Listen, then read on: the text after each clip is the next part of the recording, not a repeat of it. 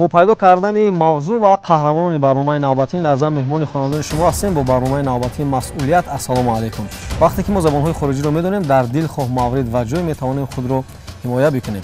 موضوع برنامه نوبتی ما اصول‌های نوی زبان آموزی در سامانه‌های اجتماعی و شبکه‌های اینترنتی.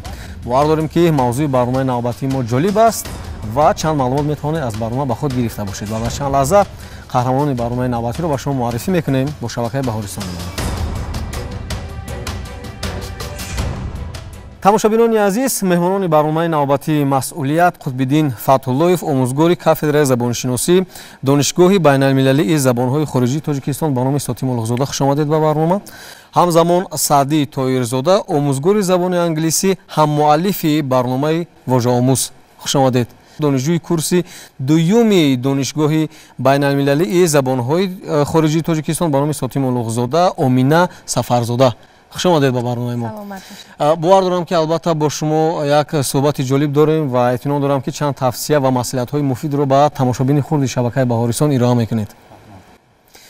سرول اطراف منفیت‌های آموختن یعنی زبان‌های خارجی حرف میزنیم. آموختن زبان‌های خارجی به خوانندگان عموماً به ما چی منفیت دارد، چی فایده دارد؟ مرحمت. اگر آموزگار باشد در آموزش و تعلیم و کاربری با زبان‌های گوناگون دایره فهمانیدن و آموزش فنی تعلیمی برای آموزگار خیلی آسان و برای خواننده خیلی دسترس می‌گردد. این مهم است در نوبت اول. یا اگر فرض کردیم برای یک تاجر اگر زباندان باشد، برای او سفر کردن در دل خاک کشور برای نیازهای خود را برآورده کردن، این یکی از سلاح‌های بسیار هم قوی و توانایی است که او را به هر کجایی که در بزند راهش گشاده می شود. بله. یعنی کارش خیلی ساده و آسان است. با همه دل می یابد، با همه سخن می گوید، دل هر کس رو می یابد و کار خود رو تشکل می دهد. یا اگر گویم که نفری که در جامعه عمل می کند، در دل خواه مؤسسه دولتی فعالیت می کند، ببینید بسیار چاره‌بینی های می شود که ضرورت متخصص رو به خارج کشور فرستادن می شود. اگر کسی زباندان باشد زود نوبت همان می رسد. و راه او گشاده هست و آنجا که رفت البته جهان بینیش دوچند می شود و بینایی و اندیشه های و تفکرش خیلی افزایش می یابد. پس این ببینید یک بسیار حالت عادیه که برای همه نفران این ضرورت پیدا شد و اهمیتش در جامعه معین شد. یا دلخواه نفری که در بازار میشیند، خارجی ها برای او مراجعت میکنند، خرید می آیند، اگر زبان رو داند ببینید کارش خیلی ساده است و مشتری رو تیز جلب میکند به خودش. وقتی که نمیدونی زبان رو از او میپرسد که این نرخش چقدر است، وقتی که نمیدونی به او پاسخ نمیدی و مجبور است که به دیگر جا مراجعت کند. بله. پس ببینید از فایده این کس ماند، یعنی ضرر دید به اصطلاح دیگر گیریم اگر. یعنی این یکی از منفعت های همین زبان خارجی است که وی میداند. بله. انا چند دیگر به همین مانند ما میتوانیم در جامعه ماهیت و یا ضروریت دانستن زبان خارجی رو با دلیل های روشن ثابت نماییم که تا کدام اندازه برای هر یک نفر ما گفتیم نه اونکه ما رئیس باشیم یا اینکه مدیر یگان شعبه باشیم یا کارخانه باشیم و آنگاه با ضرورتی که تا جناب عالی سفارش ندهد که دو زبان خارجی رو آموز و یا سه زبان رو آموزید بعد آموزیم. ببینید که برای هر نفر این ضرورت دارد.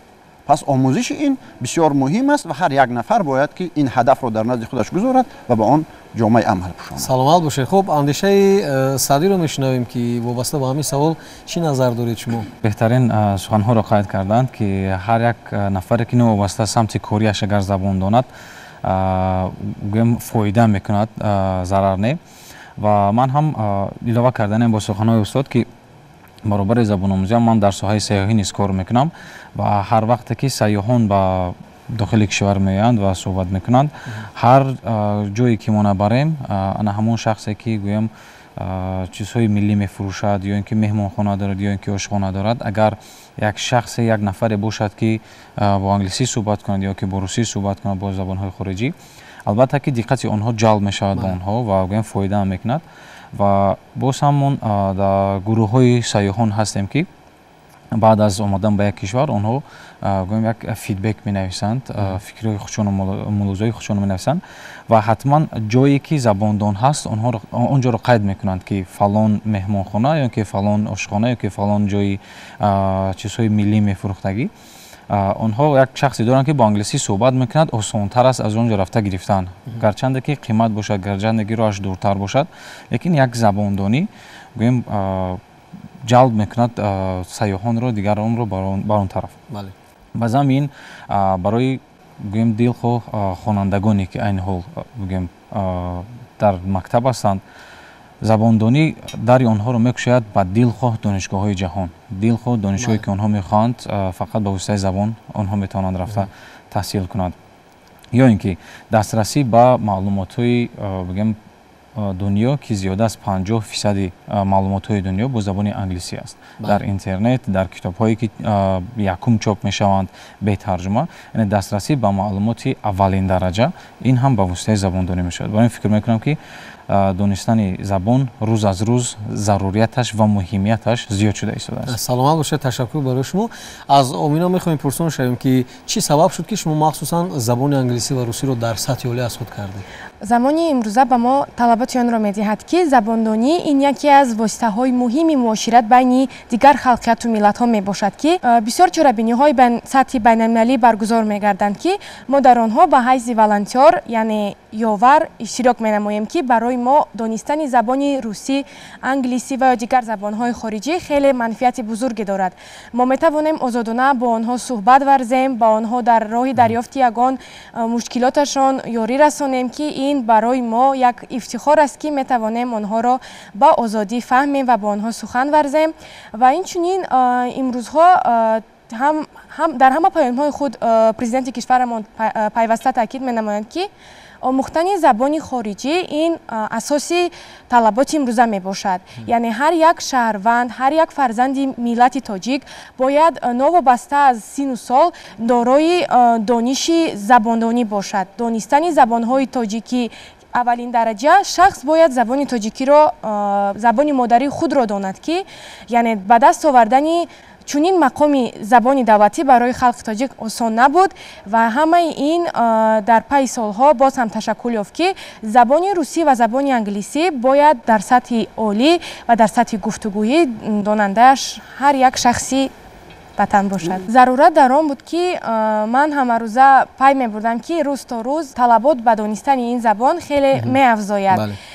مثلا در آموزش زبان انگلیسی و روسی شخص تنقیصی نمیکشد. تنها داشتن ملکه خوب از خودکنی، داشتن هوس برای از خودکنی این زبان ها خیلی آسان می باشد و مقصد اساسی من این دانستن چنین زبان های خارجی می باشد که در آینده برای خلق و ملت خود خدمت کنم. سلامت باشید. تشکر برای شما.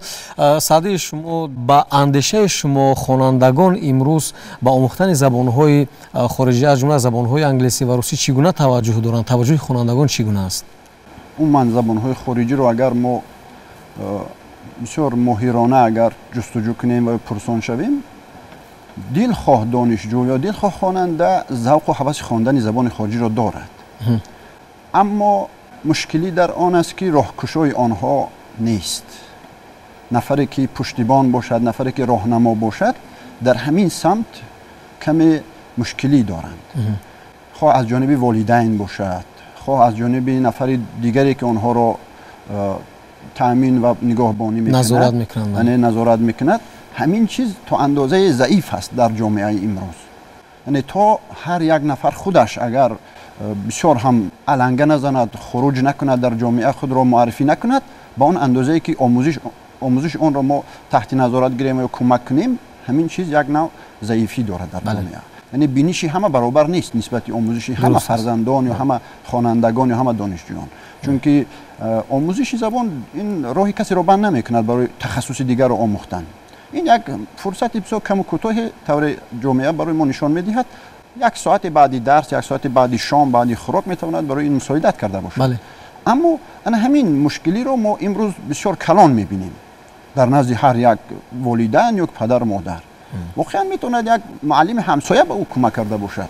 یک نفری که زباندان است مثل برادر سعدی که در هر راهرو در هر کجایی که به ما سوال میگذارد، مسئله میگذارد و ما رو وادار میکند که برای آموزش این زبان یا آن زبان جدل کرده باشیم، زحمت کشیده باشیم.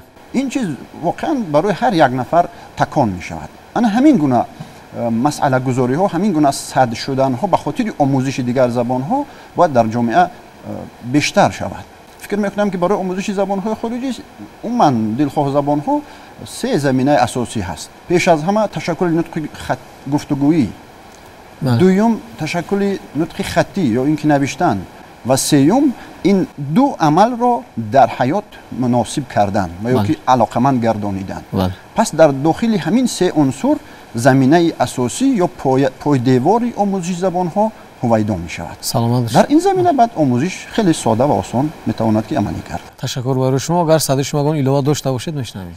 این حال گویم از نگاه من که همچون بگم مؤلفی شبکه زبان آموز در شبکه اجتماعی، اودیتوری که من دارم سین و سال گوناگون هستند و هر یک سین و سال گویم گوناگون قبول میکنه زبان آموزی را و دو کاتگوریایی که از همه بگیم زیاد توجه دارند این حال به زبان آموزی، یکم این والدانند و دوم این مهاجران. مهاجرانی که به اروپا رفتند، به امریکا رفتند، به انگلیس رفتند و زبان را نمیدونند و درک کردن علاقه که به زبان اونها از کاری بگیم از دستشان نمیآید. اونها گویم توجهی سخت دارند به زبان آموزی و دوم گویم شاید اونها باشند که با فرزندانشان تلقین میکنند، شاید کسانی که علاقه فهمیدن که خودشون بگیم زبان رو نموختن یا که یک مشکلی دیگر داشتن از حساب زبان ندونستند با فرزندانشان تلقین میکنند. زیرا ما مرکز آموزشی نیز داریم در شهر کلوب. تقریبا 70% خوانندگان ما این کودکان میباشند، خصوصا تا صنف 8 تا صنف 9 میباشند. یعنی اونها را حتما که پدر و مادرشان روان میکنند. در این دو عین بازی است، زمان بگیم بازی است، زمان دیگر چیزا است، اونها خودشون نمیآیند، حتما که پدر و مادر وادار میکنند. از این لحاظ من گفتم میتونم که توجه والدان به نهایت خوب شده است، زیاد شده است و توجه شخصانی که علاقه گویم در پوست خود فهمیدن که به زبانی این عذاب است. توجه خودی خوانندگان چی؟ توجه خودی خوانندگان تا جایی که استاد در این مسئله گویم باز خوبتر میدونن، با دانشجویان کار میکنند، نه اونقدر خوب است، زیرا ممکن این از حسابی گویم سن و سالشان باشد که عین رفیق بازی و عین گویم زمانی بگیم شناس شویشون هست. از من هم دوره دانشجویی اونقدر توجهی سخت نداشتم از زبان آموزی، لیکن هست بگیم 50% با 50%. یعنی نه همه گویم نمیتونیم گفته که همه نمی‌آموزد، نمیتونیم گفته که همه می‌آموزد. بله، سلام باشید. عامل دیگری که انسان ها را وادار میکند برای آموزش زبان خارجی عموما این تا ضرورت نافتد به او کس، یعنی تا صد راهش آموزش مجبور نسازد و ایرو توجه نمیکند. مثل اون که حالا اشاره کردیم که مهاجرت میروند و در آنجا با مشکلی ندانستن زبان روبرو میشن، آنگاه افکار میکنن و تفکر میکنن که آموزش این زبان برای من مهم بوده است. حالا که جوانان در جامعه خیلی آزاد هستند و مشکلی ندارند در روند آموزش، گمان میکنن که حیات من بعدم همین گونه میگذرد. اما باید عملیه خود را ما یک نظری داشته باشیم و یا کوشش کرده باشیم که در روند آموزش باید کسب خود را الکی پیدا کنیم. چون که تخصص انتخاب کردیم، ما الکی باید تشکل دهیم در این زمینه. انا همین اندازه‌ای که ماهیت زبان رو درک کنند تا کار افتاده نشوند، ماهیت آموزش رو درک نمیکنند. سلام باشه، تشکر. امروز ما میدونیم که عصر 21 عصر پیشرفت علم و تکنیک است و همروزه برنامه‌های نو روی کار میآیند و همروزه شبکه‌های نو با قول دسترسی استفاده برندگان میشود. کدام اصول‌های نوی کاری رو باید آموزگار برآورد تا اینکه خواننده هر چیز زودتر زبان‌های خارجی رو اسکات کند؟ البته در بیشتر موردها اصول‌های آموزشی من فن‌های تخصصی و غیر تخصصی یا اینکه زبان آموزی همیشه تاکید سر آن است که از ساده به مرکب قدم زنیم، یعنی از آسان به مشکل راه گردان شویم، یعنی از قدم خرد به کلان گذاریم. همین گونه توصیه‌های خیلی خوب هست در عموما روند آموزش و فکر میکنم که پیش از همه هر یک نفری که به آموزش دست میزند یا کوشش میکند که چیزی رو آموزد، اول از ضرورت‌های زندگی خودش آغاز کند. چی در محیط خودش فرا گرفته است او را از همان آغاز کند. اون چیزی که می‌بیند همه روزه سر کند که همان واژه در پهلوی خودش ایستاده است، فرض کردیم تلویزیون یا که فرض کردیم کامپیوتر یا اینکه کتاب یا دفتر یا قلم یا روچکه، همین ابزاری که در دست او هست در زبان‌های خارجی چی ترجمه می‌شود. انا همین کلمه‌ها را زود پهلو نویسه در پهلوی کلمه زبان تاجیکی و یا که کلمه دیگری که ضرورت دارد و تکرار به تکرار با آنها واخورد. یعنی اون کتاب است، ورق است یا تخته‌ای نمیدونم نمایشی است که هر لحظه به او بخورد و از این اصول بسیار تیز آگاه می شود یا تیز ثبت میکند. و اصول دیگری که به او کمک میکند این بعد از خواندن شنیدن آن است. بله. یعنی از طریق اودیو باشد، از طریق مثلا گفتنی نفر دوم باشد یا از طریق استاد باشد در روند آموزش، هر نفری که به او تاثیر برساند و آواز خیلی شیوا و برو داشته باشد که همان آوازها را به طریق ضروری شنود. بعد در برابر شنیدن باید که نفری که می آموزد ترس، هراس و یا که تهلکه نداشته باشد و به ایبا حرف زند. بله. بگذار خطا باشد اما همان را طوری که میتواند گفتن باید تشکل دهد و در نتیجه اون رو اصلاح میکند. اگر خطایی به وجود آمده باشد در روند نطق، البته از طریق شنیدن، دیدن اون رو اصلاح میکند. انا همین یک چیزی است که بعضا ما اکثریتمون میترسیم، تهلکه داریم که همین کلمه شاید خطا باشد.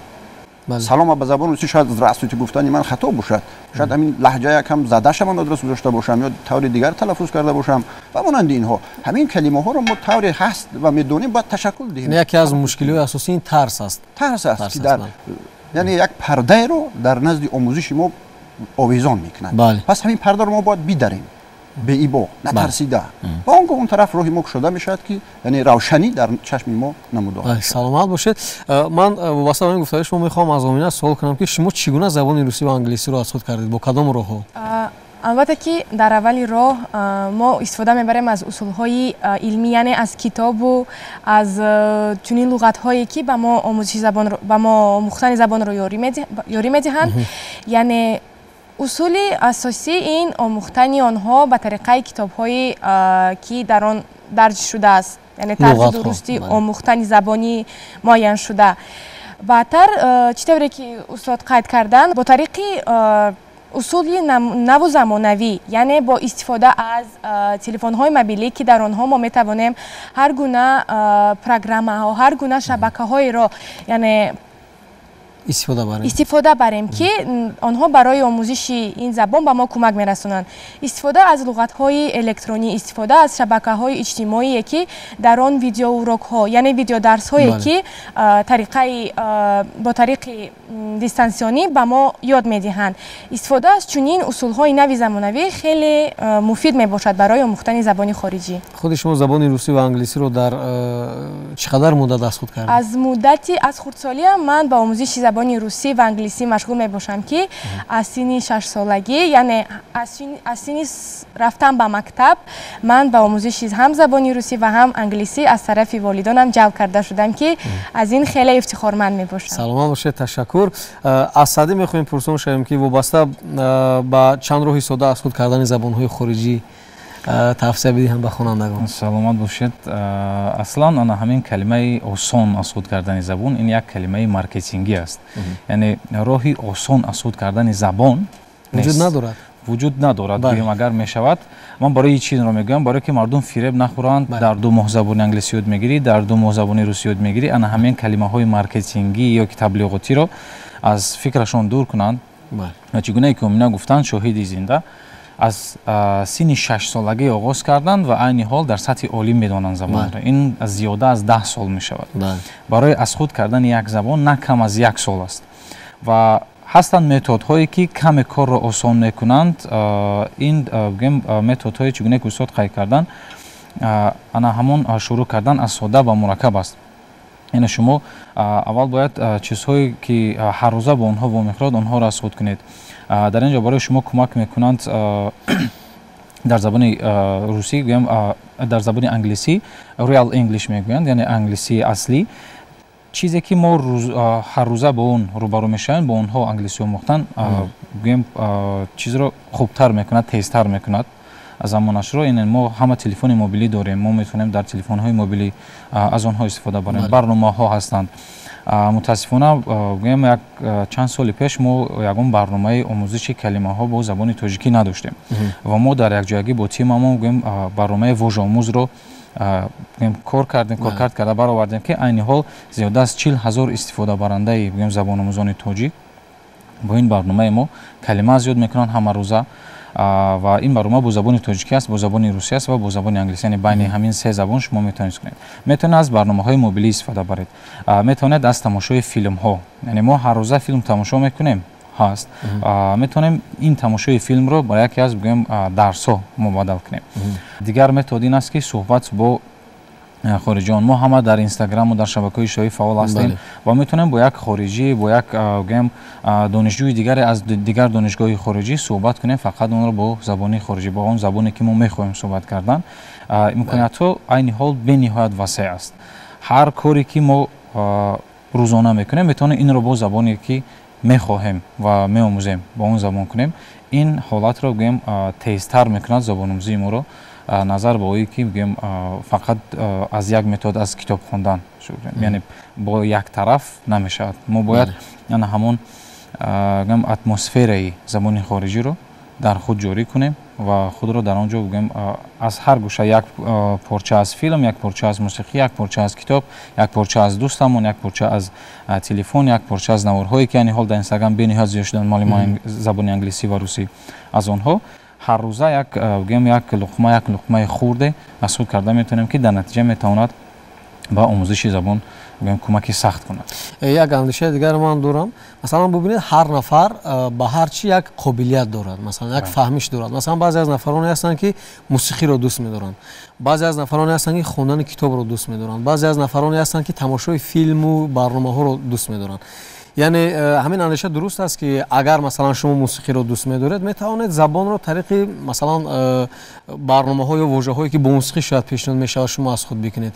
Агар шумо масалан филмро зиёд дӯст медоред, таваҷҷӯҳ доред ба филм, метавонед зиёд филм тамошо бикунед ва масалан забонро аз худ бикунед. Агар шумо масалан ба дарсҳо бисёр таваҷҷӯҳ доред, дӯст медоред, мехоҳед тавассути дарсҳои омӯзишӣ забонро аз худ бикунед. Яъне ҳар қобилиятеро ки худи ҳамон нафар дорад, вобаста ба қобилияти доштааш метавонад забони интихоб намудаашро дуруст аз худ бикунад. Оё ин дуруст аст?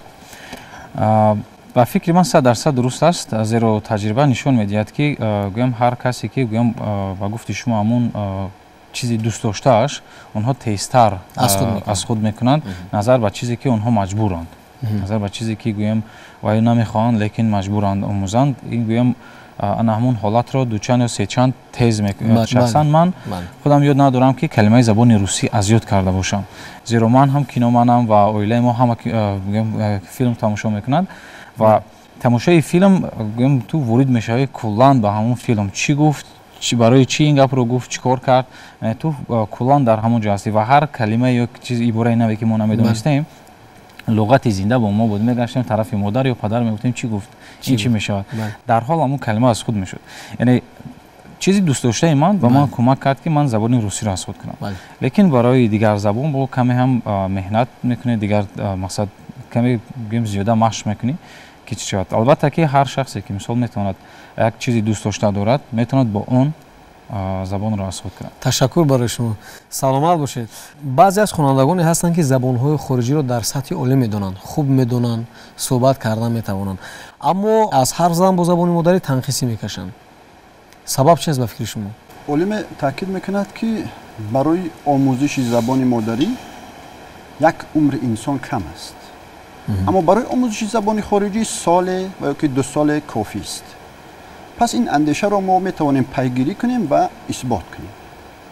чаро? чунки забони модарӣ, дилхоҳ забони модарӣ барои ҳар як шахс дар ташаккулёбӣ ва пешравиҳои рӯзмарра қарор дорад ва ҳамарӯза метавонад навгониҳои хеле зиёде ворид шавад, хоҳ аз тариқи иқтибосҳо, хоҳ аз тариқи навпардозиҳои забон. ана ин нуктаҳо барои омӯзиши забони модарӣ хеле муҳим ҳастанд. пас чизи хеле муҳиме ки нутқи забони модарӣ моро ташаккул медиҳад, чанд роҳ ва ё усуле ҳаст ки бояд мо инро ташаккул диҳем.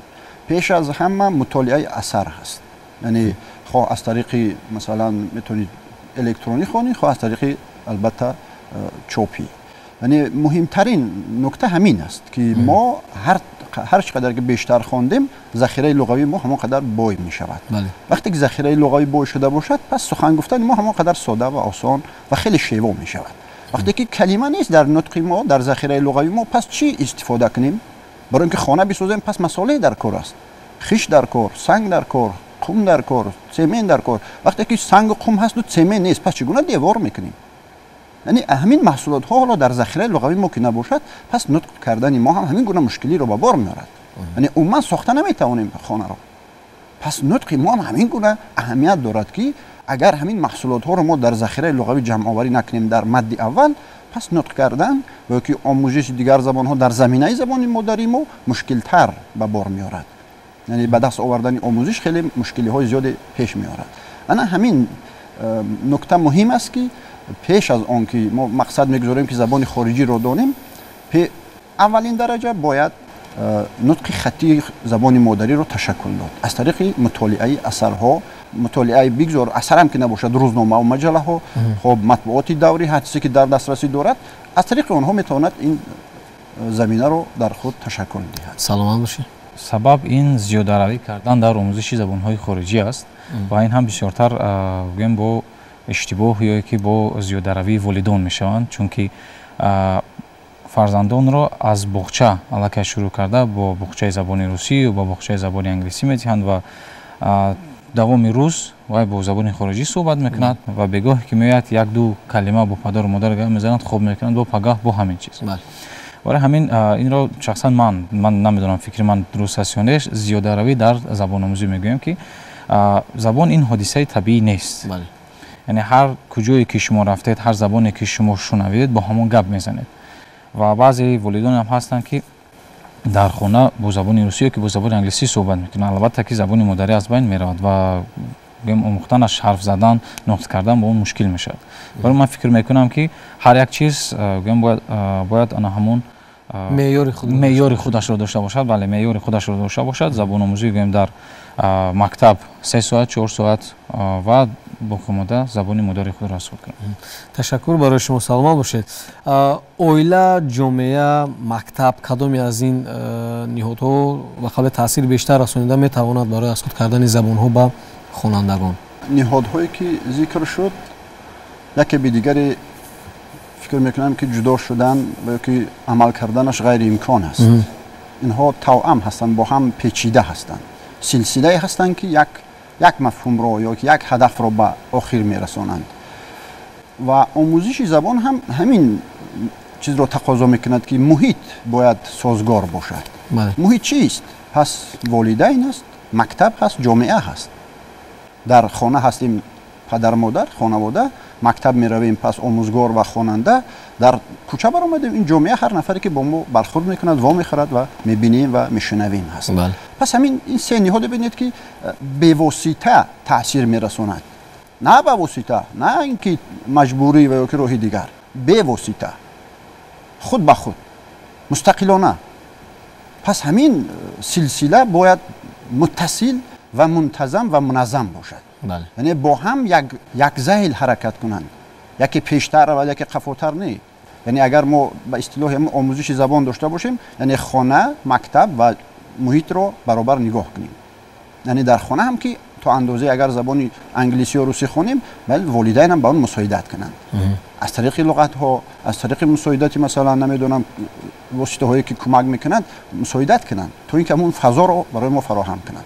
و که از اون گذشتیم در معیار زبان ادبی تاجیکی خیلی سختگیر و مثلا باز هم به مانند همین زبان خارجی دقتی مخصوص دهند که یعنی واژه‌های زبان تاجیکی رو تا اینکه به اصطلاح احترامی زبان ملی رو یا زبان مادری رو و یا که زبان دولتی رو پابرجا نگاه دارند. یعنی وظیفه اولین درجه هر یک شخص در جامعه این احترام به مادر، وطن، در برابر اینها زبان مادری هست. اینها مقدس هستند. اینها رو باید اولین مرتبه یا که اولین مرحله گویم اگر احترام اینها رو اول درک کند بعد با آموزش زبان‌های خارجی قدم گذارد. تو اینکه اگر ما قدر نکنیم که مادر من کیست، ببینید وقتی که مادر رو یک فاصله دور میگیرید و بعد یک هفته یا که یک ماه میبینید چقدر پزمان هستید، چقدر احساساتی میشوید و پس باید با زبان مادری همین گونه مناسبت داشته باشیم. وقتی که از زبان مادری دور ماندیم باید همین گونه پزمان شویم اون رو که من با زبان مادری هم باید حرف بزنم، بشنوم، سخن گویم. انا اونگاه مثلا احترامی مادر، احترامی زبان او برای ما قائل میشه. بله. یعنی باندشه شما اویلا، جامعه، مکتب هر سه نهاد یک وظیفه معین در نزد خود دارند باید یعنی مسئولیت خود را دوچند حس بکنند و برای آموختن زبان‌های خارجی و بخصوص اصل کردن نازکی‌های زبان مادری باید به توجه نباشند. برابر. بله. خب متاسفانه هستند حالت‌هایی که حتی در فعال بودن هر سه همین حالت شخصی هست که زبان آموخته نمیتونه. یعنی من در اینجا القا میکنم خواهش آموختن زبان، زیرا شخصا خودم دوست دارم که مدتی سالهای زیاد گویم در اروپا زندگی میکند تا حال با زبان آلمانی صحبت کردن نمیتونه. در خود آلمان است صحبت کردن نمیتوند. محیط هست، ضروریت هست، اما با زبان انگلیسی صحبت میکنه و میگه خواهش آموختن زبان رو نداره. یعنی یک چند حرف میگوید اما بگیم شکسته است، کاسته است نمیشود. برای همین خواهش اگر نباشد اینها میگیم کاری خود رو کردن نمیتونه. سلامت باشید. در سامانه شبکه بهارستان یک سوال از جانب یک والدین آمده بود و ما این سوال رو میخوایم به شما بدیم. گفته است که فرزند من خواهش از خود کردن زبان‌های خارجی رو ندارد و هرچند که ما توصیه میدهیم، هرچند که مثلا او رو به نزد آموزگار هم بردیم، یعنی قبول نمیکنه. فقط گفته است تا اندازه تنبل است که حتی به درسام کم توجه است. باید کدام راه‌ها رو ما در این حالت استفاده بریم؟ چند عنصر دیگری روانی هم هستند که با هم هستند. دقت، تفکر، توجه مثلا اینها هم با هم هستند. یک نکته متمرکزی هستند که از نگاه روانی در شخصیت ها وجود دارند. پس انا همون نکته مهمی که در فضای اطلاعاتی و روانی همون جوان حضور دارد، همون نکته را باید آنها دریابند.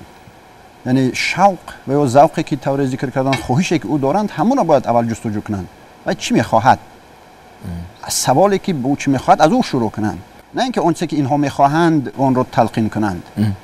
از خواهشی وای شروع کنند، بعداً به خواهش اینها میرسند. یعنی اون رو به کجا میخواد اونجا بردن در کار. کودک رو باید اول از پشت خود فوتبال خواهد و فوتبال ببرند. پس فوتبال ببرن به نزد معلم انگلیسی ببرن. کسی که انگلیس باشد فرض کردیم، با زبان انگلیسی به او حرف میزند فرض کردیم، مرا تلقین میکند، وادار میکند که پس زبان انگلیسی دانستن هم در که تا فوتبال بازی کنه، یا از اونجا برمیگذرد به زبان آموزی فرض کردیم. ببینید یک راهی که مثلا شخص میتواند که وارد شود به این چیز، یا یک نفر بازی دیگری باشد، هر تنیس باشد فرض کردیم، یا والیبال باشد، یا چیز دیگر، هر نفری با هر شوقی، با هر نوع ورزشی، با هر نوع مثلا مسئولیتی میتونه در جامعه موقع خود رو پیدا کنه. انا همین نکته رو من میخوام که از نقطه نظر روانشناس با اون نزدیک شون، مناسبت کنن، اون فکر میکنم موفق میشن. سلامت باشید. اول ما باید فهمیم که کودک خودش چی میخواد و بعدا با خواسته های اون کمی علاوه میکنیم اون مهمیتی و مختن زبان رو. زیرا هستن شخصانی که با بازی های ویدیویی زبان از خود کردن. اونجا گروه ها هستن صحبت میکنن، البته که کلمه های انگلیسی است، کلمه های روسی است، و وقتی که نمیداند و برای بازی رو پورا بازی کردنش وای مجبور میشه زبان رو آموزد. یعنی خواه کودک باشد خواه کلان باشد فرق ندارد. یعنی که چگونه که استاد گفتم، مثال اگر با فوتبال برن که دیگر جا برن، مهمیت همون چیز در فوتبال هم قریب همگی ترمین ها با زبان انگلیسی است. پنالتی و دیگر که ما عین ترجمه کردیم و میتونیم استفاده میبریم، اما استفاده روزمره اونها هم با زبان انگلیسی است. یعنی چیزی که کودک میخواهد با اون فقط علاوه میکنن زبان آموزی رو. تمام. تشکر برای شما. سلامت باشید. من در انجام میخواستم از امینه پرسان شوم که بخصوص با خوانندگان، با دانشجویان، لازم نفرانی که ما رو تماشا نموده استادن، شما چی توصیه میدهید به همکورسانتان، به قول به دیگر خوانندگان که لازم تماشا نموده استادن؟ توصیه میدیم که در همه حالت در پی جستجو و آموزش همه گونه علم و آموزش باشند، چون که چطوری که استادان قید کردن، روز تا روز دانستن زبان این یک طلبات بزرگی است از طرف جامعه که روز تا روز یک نوگونی ها در زبان، در علم و تکنیک یعنی جاری می شود که همه روزه آموختن اون به ما شرط می باشد. چون که چطوری که باز در مسئله گپ زدیم آید به آموزش زبانی انگلیسی و عموما خارجی، هوس داشتن این як самти омӯзиши моро меафзояд, яъне кушода мегардонад. салом шуд. мо шуморо муаррифӣ кардем ҳамчун донандаи хуби забони англисӣ ва русӣ, аммо тазиқ накардем ба хонандагон. ин лаҳза бояд дар бораи шуғли дӯст доштаатон, дар бораи таҳсилатон бо забони англисӣ ва русӣ кӯтоҳ маълумот бидиҳед. I studied as a student in university, and my hobbies is to teach teenagers and children. I work as a teacher in the education center A+. In the future, I want to be a good diplomat, we can say, and work with the foreigners. For me, it was a passionate dream from my childhood to be the best, and we can say the best teacher or the best diplomat in the Tajikistan. So that's why I want to try to do my best to achieve my goal. Саломат бошед, ташаккур, беҳтарин. Хуб, маромад бо забони русӣ. Конечно, моим самым заветным мечтой было с самого детства стать дипломатом или переводчиком, чтобы служить своей родине, потому что Таджикистан с самых юных лет, скажем, своего основания стремилась к лучшему. И это дает нам возможность каждым днем обучаться и иметь более развитый круг общения с людьми, с туристами, как мы общаемся во время наших прогулок в центре города, так как Душанбе день со днем становится все прекраснее и красочнее. Туристы приезжают с разных городов навещать Таджикистан, и мы каждый раз, когда видимся с ними, у нас появляется возможность поговорить с иностранцем. И когда у нас есть такая возможность, такой дар общаться с людьми, иностранными людьми, с иностранными туристами, это дает нам вдохновение все больше углубляться в изучение этих языков, что это самое прекрасное. Ташаккур барои шумо. бовар дорем ба он мақсаду нияте ки шумо гузоштед дар оянда мерасед ва ҳамчун як мутахассиси самти интихоб намудаи худ ба халқу ватан содиқона хизмат мекунед. Ташаккур барои шумо. дар анҷом агар ягон гуфтани дигар бошад, маромад мешунавем. донистани забон шахсро як не ҳар чанд забоне ки медонад ба ҳамон миқдор қадрашро, шумораашро, тавонмандиҳоашро зиёд мекунад. яъне агар ман ду забон донам, пас ман як нафар не, ман се нафар ҳастам. яъне забони модариам як нафар, забони русиям дуюм нафар ва забони сеюме медонам англисиё чорум бошад, ман ҳамон миқдор нафаре ҳастам ки дар пушти ман истодаанд ва маро ҳимоят мекунад. пас бузургии ман бо донистани забони ман ҳамон қадар маро тавонманд мегардад. саломат бошед. ташаккур. беҳтарин андеша. фарҷон, ман мехоҳам гӯям як иқтибосе ки ҳамаи мо медонем, агар 10 сол пеш як кас бо забони хориҷӣ суҳбат мекард, мегуфтанд ки вау, забони англисиро медонад ва забони русиро медонад ё ки дигар забон. аммо имрӯз ин як чизи оддӣ шудааст, ҳатто савол аст. забони англисиро медонад ё намедонад? ака фикр кунем ки 10 сол баъд чӣ мешавад? касе ки намедонад, ҳатто дар Тоҷикистон гӯем мавқеашро ёфта наметавонад. барои ҳамин ҳамаро даъват мекунам ба омӯзиши забонҳои хориҷӣ. саломат бошед. ташаккур барои даъвати моро пазируфтан, ба барномаи масъулият меҳмон шудан. итминон дорам аз маслиҳату тавсияҳое ки шумо ба тамошобинони шабакаи Баҳористон ироа намудед, яъне чизе тавонистанд аз худ бикунанд ва роҳҳои дуруст аз худ кардани забонҳои хориҷиро онҳо пеша мекунанд ва омӯхтани забонҳои хориҷиро сармашқи кори ҳаррӯзаи хеш қарор медиҳанд. ташаккур барои шумо.